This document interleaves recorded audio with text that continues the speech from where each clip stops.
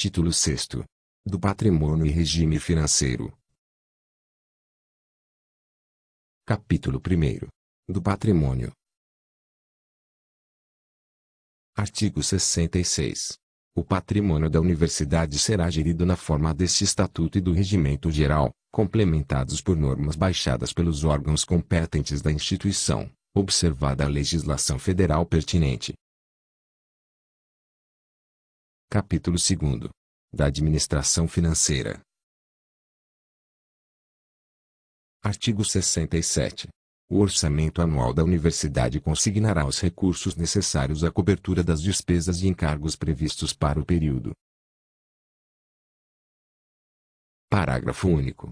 O orçamento anual poderá ser alterado, para efeito de inclusão de recursos adicionais ou anulação total ou parcial de dotações, com vistas ao remanejamento de recursos, observando-se sempre as instruções e normas federais aplicáveis. Artigo 68. A universidade adotará regime financeiro e contábil que atenda às suas peculiaridades de organização e funcionamento. Parágrafo único. Ficará a cargo da reitoria, pelos seus serviços próprios, a realização da receita e da despesa, assim como a respectiva escrituração. Artigo 69. É vedada a retenção de renda nos setores da universidade, devendo o produto de qualquer arrecadação ser recolhido ao estabelecimento bancário indicado pelo reitor. Artigo 70.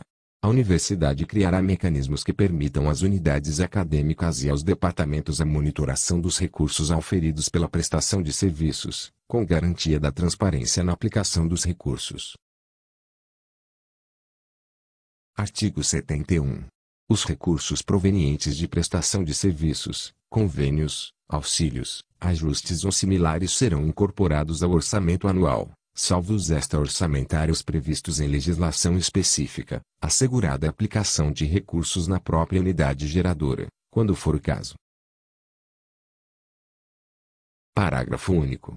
A reitoria criará mecanismos de descentralização, de forma a viabilizar a ação dos departamentos e unidades pelos pagamentos e recebimentos dos serviços que vierem a realizar, bem como pela escrituração de toda a sua receita e despesa. Título 7º. Disposições gerais e transitórias.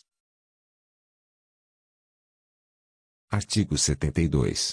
A universidade utilizará os serviços existentes na comunidade, mantidos por instituições públicas ou privadas, para o treinamento em situação real nos cursos em que isto seja exigido.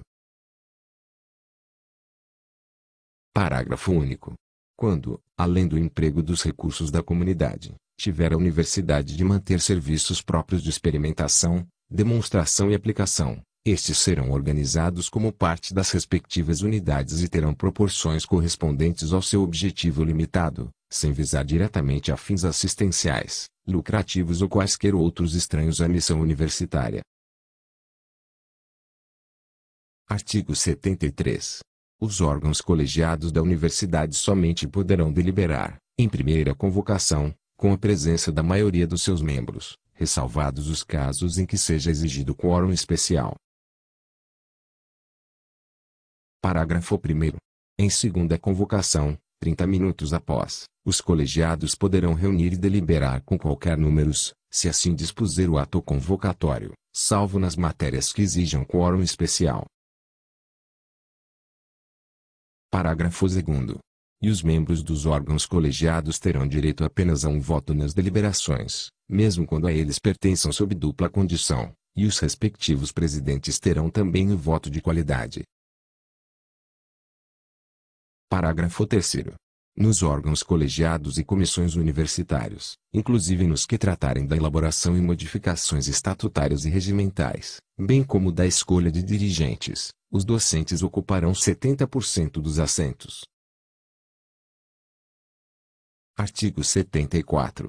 Nas eleições da universidade, havendo empate, ter-se-á, por eleito o docente mais antigo no magistério universitário e, entre os de igual antiguidade, o mais idoso. Artigo 75. Nos empates verificados em relação ao corpo discente, considerar-se-á, Eleito o estudante que apresente o maior número de créditos e, persistindo o empate, o mais idoso. Artigo 76. A universidade até o final do 8º ano de vigência da Lei nº 9.394, de 20 de dezembro de 1996, diligenciará no sentido de que: inciso 1º. Pelo menos um terço do corpo docente esteja trabalhando em regime de tempo integral. Inciso 2º. No mínimo um terço do corpo docente possua formação em nível de pós-graduação stricto sensu, sendo, pelo menos, 15% com doutorado. Inciso 3º. Em qualquer época, 30% dos mestres e doutores devam estar em regime de tempo integral. Parágrafo único. Entenda-se por regime de trabalho em tempo integral aquele que obriga o docente a prestar 40 horas semanais de trabalho na universidade, reservando-se o tempo de pelo menos 20 horas semanais para estudos, pesquisas, trabalhos de extensão, planejamento e avaliação. Artigo 77. Na Universidade do Amazonas, os professores ficarão obrigados ao mínimo de 8 horas semanais de aulas. Artigo 78. Os bens imóveis da universidade só poderão ser onerados ou vendidos mediante autorização expressa do Conselho Universitário, tomada por 2/3 de seus membros, observada a legislação federal pertinente. Artigo 79. O Conselho Universitário constituirá a comissão de forma a promover a transição e incorporação da Escola de Enfermagem de Manaus à universidade, de acordo com a Lei nº 9.484, de 27 de agosto de 1997. Artigo 80.